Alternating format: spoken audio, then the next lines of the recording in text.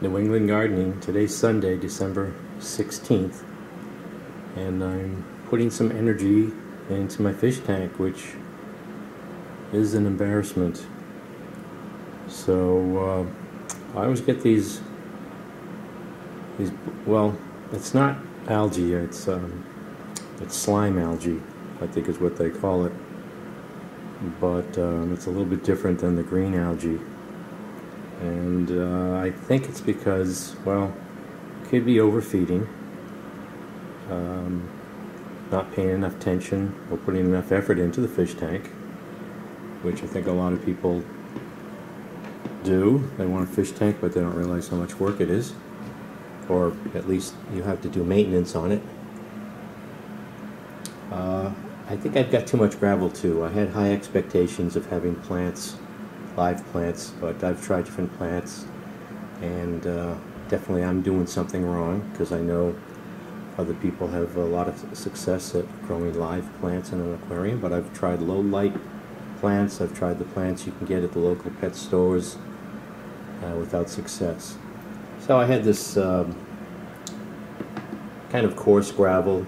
I got way too much gravel. You know, I've got one bottom feeder, one catfish, two of them died, and really I've got, like, you know, a couple of inches of gravel, and the food settles in there and provides a lot of nutrients for the algae, so that's probably a big problem too. So I'm in the process of cleaning up this fish tank, changing the water, and I'm kind of thinking that I might just empty it out completely and really give this thing a good scrubbing.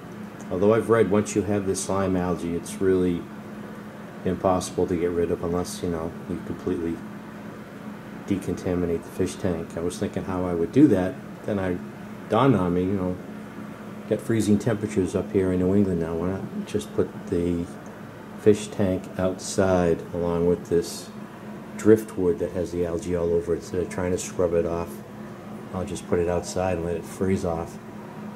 But yeah, I think I might completely empty the tank, give it a good scrubbing. I don't know. But I've got a pail here of gravel, and I still got a lot of gravel in there, so definitely need to take out all this gravel.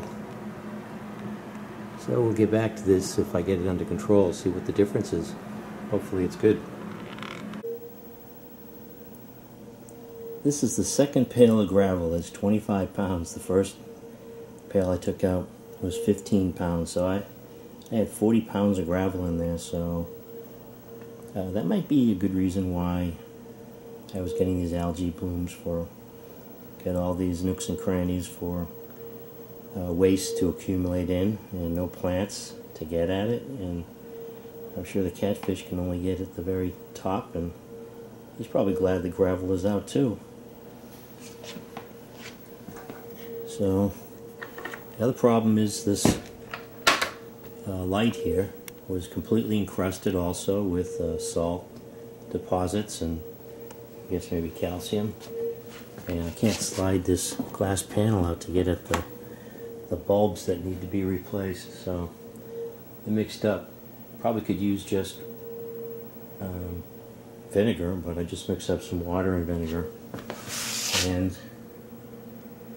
I'm going to see if I can use an eyedropper and just put some of that mixture along the seams here, and hopefully that'll dissolve the deposits so I can slide this panel out to get at the lights. I don't want to force it.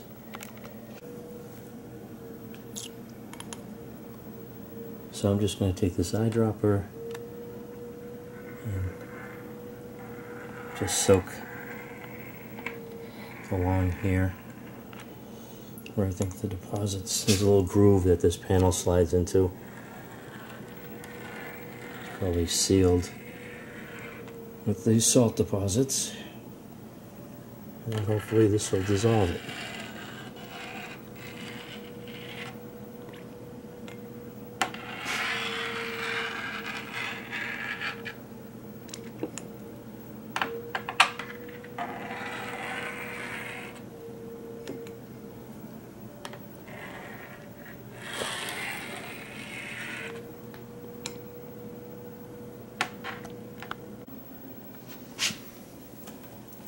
So that did loosen it up.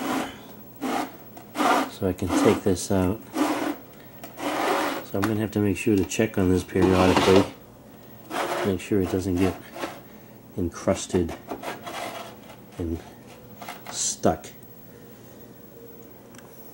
I have to clean this up now.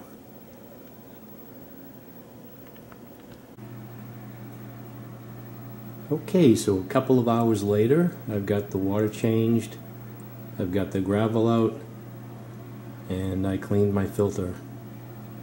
Tried not to disturb the media too much. I replaced the fine cotton filter and cleaned out the bottom of the filter tank, and that's it. So we'll see how this clears up overnight and figure out what type of gravel or sand I want to put on the bottom there. See if we can get some live plants growing in here.